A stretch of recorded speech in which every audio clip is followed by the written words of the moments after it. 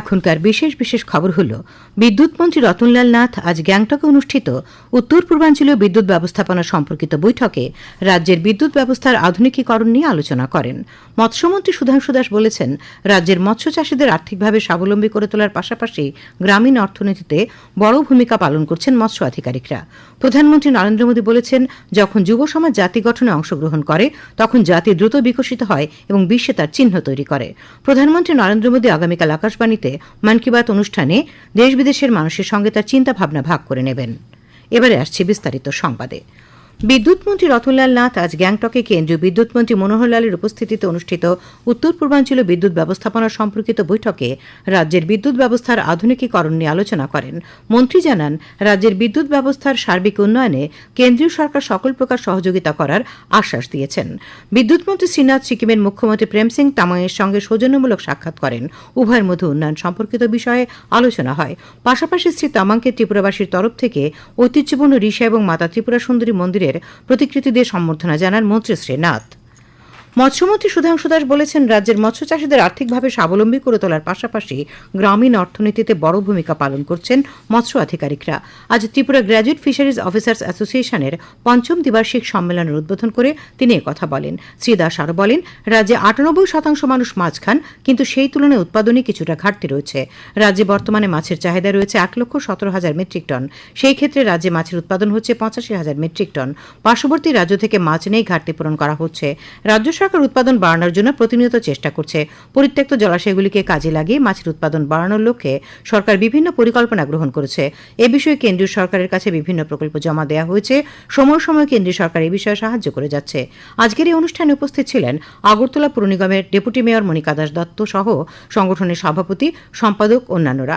সম্মেলনের শুরুতে পহেলগামে সন্ত্রাসীদের হাতে নিহত ব্যক্তিদের স্মরণে 2 মিনিট নীরবতা পালন করা হয়। আজ বিশ্ব ভেটেরিনারি দিবস। এই উপলক্ষে ত্রিপুরা ভেটেরিনারি কাউন্সিল ও ভেটেরিনারি ডক্টরস অ্যাসোসিয়েশনের যৌথ উদ্যোগে আগরতলা এক সচেতনতামূলক র্যালি হয়। স্বামী বিবেকানন্দ ময়দান থেকে র্যালি শুরু হয়ে শহরের বিভিন্ন পথ পরিক্রমা করে। র্যালি উপলক্ষে জমায়েতে ত্রিপুরা ভেটেরিনারি কাউন্সিলের সাধারণ সম্পাদক ড সুজিত সাহা বলেন, এই দিবস পালনের মূল লক্ষ্য হচ্ছে প্রাণী চিকিৎসকদের সম্মান জানানো। এবারের বিশ্ব ভেটেরিনারি দিবসের মূল ভাবনা পশু স্বাস্থ্য রক্ষায় সম্মিলিত প্রচেষ্টা গ্রহণ। চিকিৎসক, প্যারাভেটেরিনারি, কৃষক, সরকার, স্বেচ্ছাসেবী সংগঠন সবাই মিলে পশুদের রক্ষায় সম্মিলিত প্রচেষ্টা গ্রহণ করতে হবে। তিনি বলেন, সুন্দর সমাজ গড়ার লক্ষ্যে পশু স্বাস্থ্য রক্ষা করা অত্যন্ত জরুরি। মানুষকে এ বিষয়ে সচেতন হতে হবে। আজকের র্যালিতে উপস্থিত ছিলেন প্রাণী সম্পদ বিকাশ দপ্তরের ভারপ্রাপ্ত অধিকর্তা ড বিমল কৃষ্ণ দাস, ত্রিপুরা ভেটেরিনারি কাউন্সিলের সভাপতি ড চিন্টু দেববর্মা সহ অন্যান্যরা। পরে ত্রিপুরা ভেটেরিনারি কাউন্সিল ও ভেটেরিনারি ডক্টরস অ্যাসোসিয়েশনের যৌথ উদ্যোগে আগরতলা সুপারিবাগানস্থিত দর্শকদেব স্মৃতিভবনে আয়োজিত আলোচনা সভায় প্রধান অতিথি প্রাণী সম্পদ বিকাশ দপ্তরের মন্ত্রী সুধাংশু দাস বলেন, আগামী দিনে আরও নতুন নতুন প্রকল্পের মাধ্যমে পশুপালকদের স্বনির্ভর করার লক্ষ্যে প্রয়োজনীয় পদক্ষেপ নিচ্ছে সরকার। অনুষ্ঠানে উপস্থিত ছিলেন প্রাণী সম্পদ বিকাশ দপ্তরের সচিব কে শশীকুমার সহ অন্যান্য বিশিষ্টজনেরা। সামাজিক মাধ্যমে পহেলগাম সন্ত্রাসী হামলার সঙ্গে সম্পর্কিত পোস্টের জন্য ত্রিপুরায় 4 জনকে গ্রেপ্তার করা হয়। গত 24 ঘণ্টায় রাজ্যের 3টি জেলা থেকে 2 অবসরপ্রাপ্ত শিক্ষক সহ 4 জনকে গ্রেপ্তার করা হয়েছে। একজন পুলিশ কর্মকর্তা জানিয়েছেন যে ধলাই জেলার আমবাসা থেকে একজন অবসরপ্রাপ্ত শিক্ষক এবং একজন ছাত্রনেতাকে গ্রেপ্তার করা হয়েছে। সেই সঙ্গে উত্তর ত্রিপুরা জেলার ধর্মনগর থেকে আরেক অবসরপ্রাপ্ত শিক্ষককে গ্রেপ্তার করা হয়। সিপাহীজলা জেলার সোনামুড়া থেকে এক যুবককে গ্রেপ্তার করা হয়। 4 জনের মধ্যে সোনামুড়া থেকে গ্রেপ্তার যুবককে মুক্তি দেওয়া হয়েছে। তবে নতুন ভারতীয় ন্যায় সংহিতা আইন অনুসারে তাকে 6 মাস নজরদারি এবং তত্ত্বাবধানে রাখা হবে। এদিকে বিরোধী দলনেতা জিতেন্দ্র চৌধুরী বলেছেন যে ধলাই জেলার গ্রেপ্তার হওয়া অবসরপ্রাপ্ত শিক্ষক এবং ছাত্রনেতা কোনো দেশবিরোধী মন্তব্য করেননি। তারা জাতীয় সংহতি তুলে ধরে তাদের পোস্ট করেছিলেন। ত্রিপুরা পুলিশ তাদের এক্স হ্যান্ডেলে একটি পোস্টে বলেছে যে তাদের নজরে এসেছে যে কিছু ব্যক্তি সামাজিক মাধ্যমে উস্কানিমূলক এবং বিভ্রান্তিকর বার্তা প্রচার করছে। পুলিশ জানিয়েছে এই ধরনের বিষয় ফরওয়ার্ড করা, শেয়ার করা বা তৈরি করা আইনত অপরাধ। এই ধরনের কার্যকলাপে জড়িতদের বিরুদ্ধে কঠোর আইনি ব্যবস্থা নেওয়া হবে বলে পুলিশ জানিয়েছে।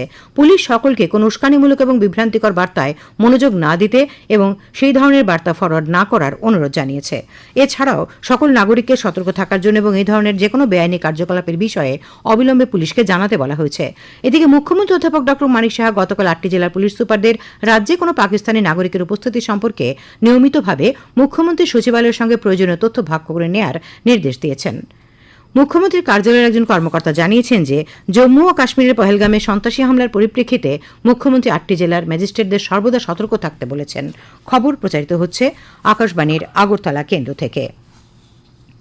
আকাশবাণীর সংবাদের আপডেট পেতে লগ ইন করুন www.newsonair.com এবং নিউজ অন এয়ার অ্যাপ এবং টুইটার ও ফেসবুক প্ল্যাটফর্মে এআইআর নিউজ অ্যালার্টসে।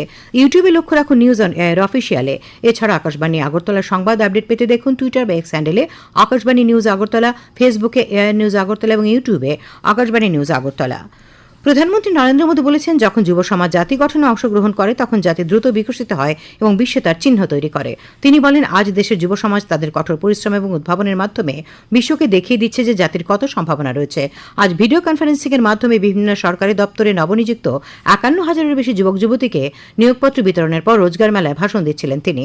প্রধানমন্ত্রী বলেন, আজ যে যুবকরা তাদের নিয়োগপত্র পেয়েছেন তাদের উপর দেশের অর্থনীতি, অভ্যন্তরীণ নিরাপত্তা, আধুনিক পরিকাঠামো উন্নয়ন এবং শ্রমিকদের জীবনে পরিবর্তন আনার বড় দায়িত্ব রয়েছে। তিনি বলেন, তারা তাদের কাজের প্রতি যত বেশি সৎ থাকবেন ততই তারা ভারতের বিকশিত ভারতের যাত্রাকে সমর্থন করবেন। मुझे विश्वास है आप अपने दायित्वों को पूरी निष्ठा से निभाएंगे। मुझे विश्वास है कि हम अपने सामर्थ्य और ईमानदारी से एक ऐसा भारत बनाएंगे जो विकसित भी होगा, समृद्ध भी होगा। और जैसे आपके सपने हैं वैसे 140 करोड़ देशवासियों के भी सपने हैं। শ্রী মোদী বলেন, বাজেটে সরকার একটি উৎপাদন মিশন ঘোষণা করেছে এবং এর লক্ষ্য হল মেক ইন ইন্ডিয়াকে উৎসাহিত করা এবং ভারতের যুব সমাজকে বিশ্বমানের পণ্য তৈরির সুযোগ করে দেওয়া। তিনি বলেন, এটি কেবল লক্ষ লক্ষ অতি ক্ষুদ্র ও মাঝারি শিল্প উদ্যোক্তাদের উৎসাহিত করবে না, বরং দেশ জুড়ে নতুন কর্মসংস্থানের সুযোগ তৈরি করবে।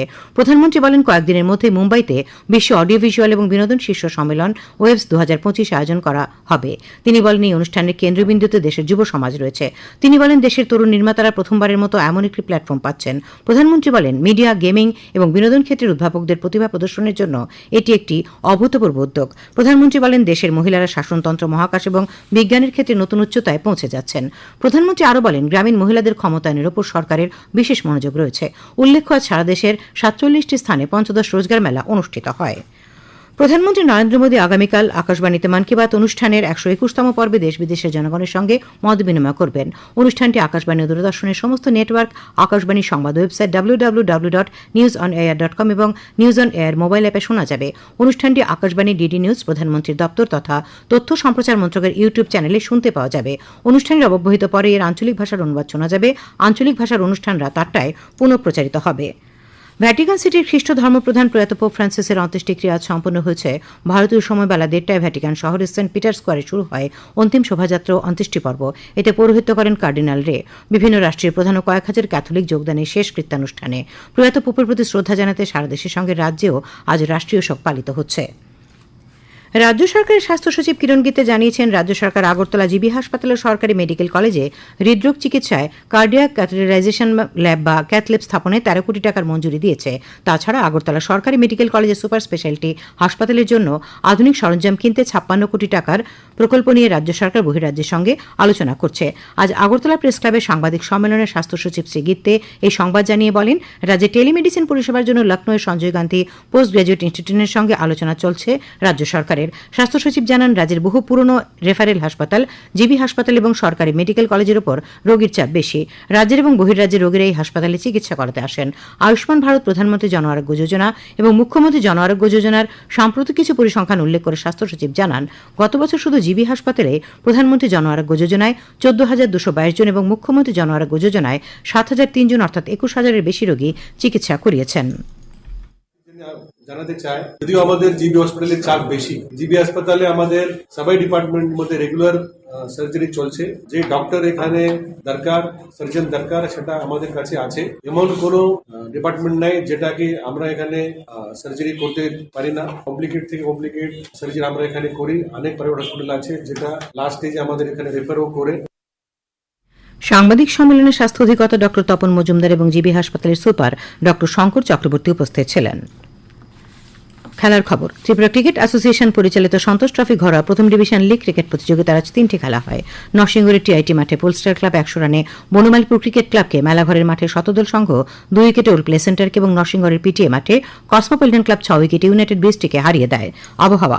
আগামী 24 ঘণ্টায় রাজ্যের উত্তর ধলাই, ঊনকোটি জেলায় বিক্ষিপ্তভাবে বজ্রবিদ্যুৎ সহ ঘণ্টায় 30 থেকে 40 কিলোমিটার বেগে ঝোড়ো হাওয়া বয়ে যাওয়ার সতর্কবার্তা জারি করেছে আবহাওয়া দপ্তর। তাছাড়া অন্যান্য জেলায় বিক্ষিপ্তভাবে বজ্রবিদ্যুৎ সহ বৃষ্টিপাতের সতর্কবার্তা জারি করা হয়েছে। শেষ করার আগে খবরের বিশেষ বিশেষ অংশগুলি আর একবার। বিদ্যুৎ মন্ত্রী রতনলাল নাথ আজ গ্যাংটকে অনুষ্ঠিত উত্তর পূর্বাঞ্চলীয় বিদ্যুৎ ব্যবস্থাপনা সম্পর্কিত বৈঠকে রাজ্যের বিদ্যুৎ ব্যবস্থার আধুনিকীকরণ নিয়ে আলোচনা করেন।